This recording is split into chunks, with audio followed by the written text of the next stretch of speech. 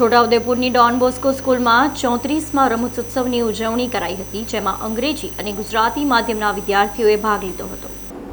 આજરોજ Don Bosco શાળામાં ગુજરાતી માધ્યમના 34મા વાર્ષિક રમતોત્સવ દિવસની ઉજવણી કરવામાં આવી હતી, જ્યારે ડોન બોસ્કો અંગ્રેજી માધ્યમની શાળા ખાતે તેના 3જા વાર્ષિક રમતોત્સવ દિવસની ઉજવણી કરવામાં આવી હતી। આ કાર્યક્રમના મુખ્ય મહેમાન તરીકે ડોન બોસ્કો શાળાના માજી વિદ્યાર્થી અને અચલા સરકારી માધ્યમિક શાળાના શિક્ષક નિમેશભાઈ પટેલ અને અતિથિ વિશેષ તરીકે શાળાના જ માજી વિદ્યાર્થીની ઉર્મિલાબેન Rathwa, range forest officer Panvad હાજર રહ્યા હતા।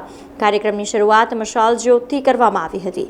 ત્યારબાદ ડોન બોસ્કો હાઈસ્કૂલ પરિવાર દ્વારા તમામનું પુષ્પગુચ્છ તેમજ સ્મૃતિચિહ્ન આપી સ્વાગત કરવામાં આવ્યું હતું।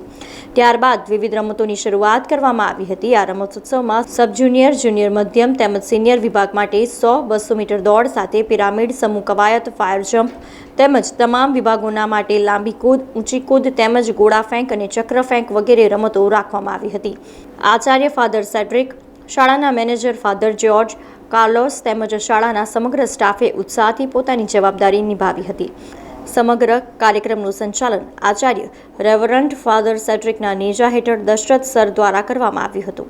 સમાચારોના સતત અપડેટ માટે TNN ન્યૂઝને YouTube પર સબસ્ક્રાઇબ કરી બેલ આઇકોન પ્રેસ કરો અને અમારી સાથે જોડાયેલા રહો Facebook, Instagram અને Twitter ઉપર।